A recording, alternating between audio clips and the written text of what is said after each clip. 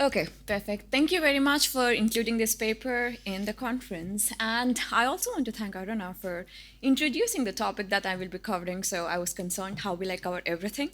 But the social protection program. So this paper is trying to look at one specific social protection, how it interacts with labor market shocks in impacting women's work. So labor market shocks, social protection, and women's work. And this is joint work with Swati. And what we have tried to do in this work is to look at the role Narega can play in terms of offsetting the impact of the shock that Veronica was also talking about, which is the COVID shock. What we have done here is slightly different because we look at the context of India, and what we have done there is to specifically try to understand the role of one special provision under the Narega scheme for women. And why we focus on women has to go back to this long-standing issue and the puzzle of very low female labor force participation in India, which has remained low and stagnant over the years. If anything, we have seen a decline further happening for rural women's engagement in the labor market. And now I don't need to emphasize to this audience that UN has a large focus on gender inequality, and having more women engaged in the labor market directly contributes economically as well as socio-economically to the various parameters. Now, given this background, what happened during COVID was there was a sudden employment labor market shock that happened. Overnight, the country enforced a lockdown, which led to drying up of all blue-collar jobs overnight. A lot of the rural male members who had migrated to urban centers for work now had no option but to go back to the rural economies. And now think of this reverse migration that's happening because of an employment shock. What would one expect is when these men go back, there is a pressure on the rural labor market. Now they're going to be competing with the women in those rural economies for the available jobs. And we do find evidence in other studies that have tried to document that during the COVID, women seem to be impacted more. And there are also evidences that this partly comes from the lack of fallback options. And Narega scheme is exactly that fallback option. Because whenever the market is lean, people depend on Narega. And in the next slide, I'm going to introduce you to the scheme and the special provision that I'm talking about. But what we are trying to do here is to examine how does incorporating special provisions for women in the policy can have a differential impact in terms of cushioning the effect of the labor market shock, which in our case is coming from a COVID shock, but this would apply to even more general shocks that create similar kind of constraints to the available job opportunities in the labor market. And then another alternative paper that I've done with Farzana Afridi and Kanika Mahajan, we do show that if you have a historical Narega generation capacity, which is if you have capacity to provide social protection, you did better in terms of the job losses that happened, more so for women. But what differentiates this new work is to specifically look at the special provision that women are given under the scheme. And the idea is if there is this crowding out actually happening because of increased competition, we would see a reduction in women's engagement in the labor market. At the same time, given that these men are coming back, there is increase in the household size now, there are more resources needed as they no longer get the remittances these husbands were earning in the urban cities now. They have come back earning the rural salaries. This puts pressure on the household to be making more source of income. And that might actually drive more women into the labor market, further putting a constraint on the existing resources. It's with this context that we look at what Narega could do as a fallback option.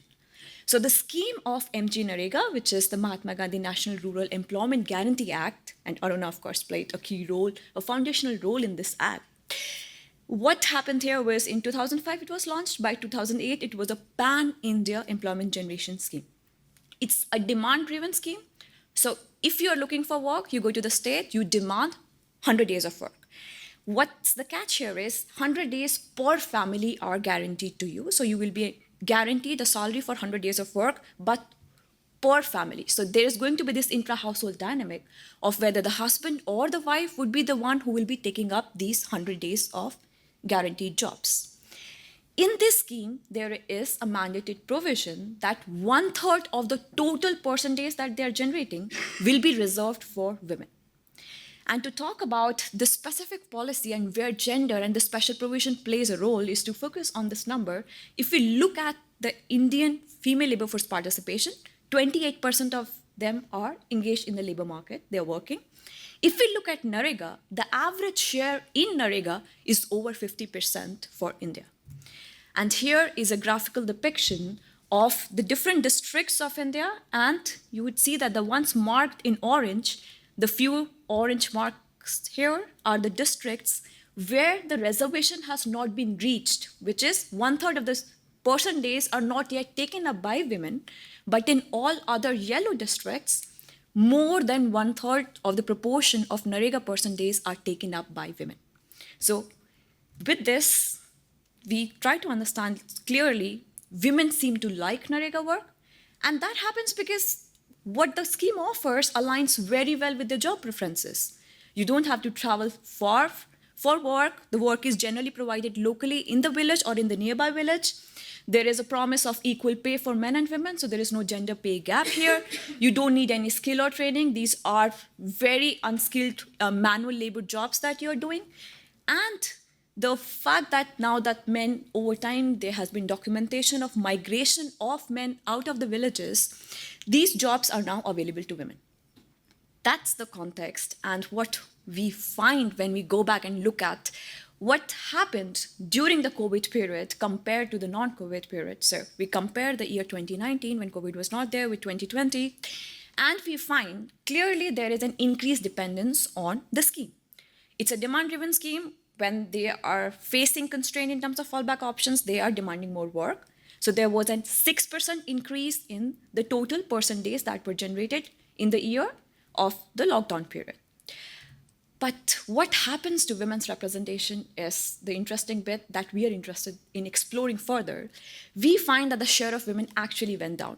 So in terms of the total percentage, women actually lost about 11,500 work days.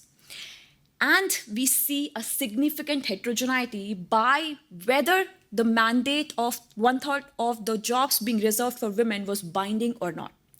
What we find is that in the districts where this provision had not been exhausted, that is, the reservation was binding, there was a reduction there was an increase in their women's share by 2.6%, So if you have this provision available to you, women's participation goes up by 2.6%.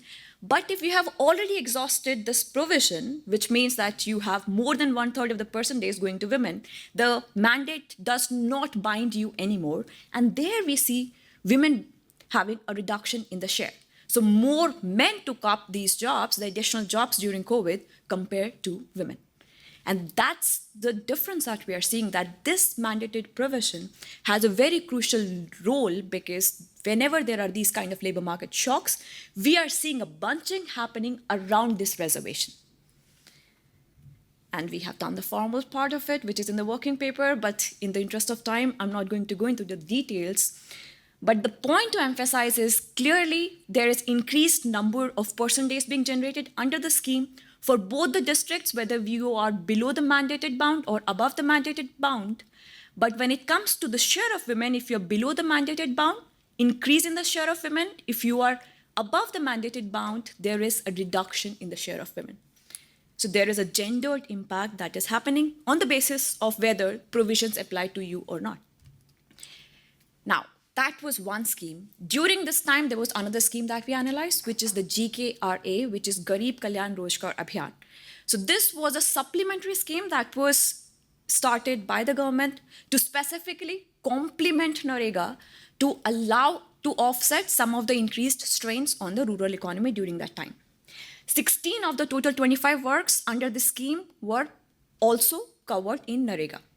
And this scheme was specifically targeted for a short period of time and to target the returning migrants. What's different between this scheme and the NREGA scheme is there is no special provision for women. So now so here is the plot of the districts that got the GKRA scheme and had access to these additional resources and employment opportunities. but there was no special provision for women. Given that these districts were targeting the returning migrants, these districts are the districts where women face more competition because of increased mass or the exodus of returning migrants. At the same time, these districts are also the districts where more resources come in, so competition could have gone down. What we find, so here is a graphical depiction of the trends before and after COVID. For India, we see that percentage went up, but differentially, we see that there is a steeper increase in the GKRA districts. So the districts that got the supplementary funding were the ones who are seeing a higher dependence on the NREGA scheme, which is also complementary because it's the higher competition that they have because of increased number of returning migrants. And the share of women, so it goes down for the Indian average, but the GKRA districts have a steeper reduction that we are seeing here. And that's what we find. So when we do the formal analysis by interacting our model, we find that while the person days behave in a similar manner to overall NREGA days, when we look at the role of GKRA in terms of the share of women, it does not seem to have any additional cushion for women over what was happening because of NREGA itself. So if you don't have special provisions for women, you're not able to provide any additional support for women. Most of it is being absorbed by men. What I showed you so far was the annual analysis. We have done a monthly analysis by focusing on the months where the exposure happened, starting from March and the pre-months. But the limitation of the seasonality analysis is that we don't have gendered person days by month. We only have the annual share of women.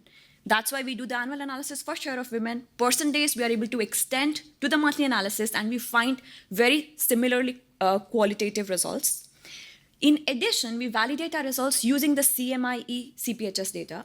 That data set allows us to focus on the specific employment category that would benefit from NREGA, but they don't classify it as NREGA work. So for that reason, we are not able to use them as the main specification, but use that to just validate a reduction in the share of women, and we do find it happening even in that case. And with this, a quick summary wherein I would focus only on the policy relevance is, when we talk about labor market shocks that put a pressure on the available job opportunities, women seem to be impacted more. They seem to be losing more jobs, even in the sectors where previously they were participating more because of the substitution that could be happening between men and women. And two key points to take away and maybe discuss further is to focus on what is really special here, right? In the scheme is the implementation is at the household level. Could the scheme do better if the implementation is at the individual level, having men and women in the household access to the scheme? And can we think of this intertemporal adjustment? Because here we saw when a shock happens, a readjustment happens in terms of share of women.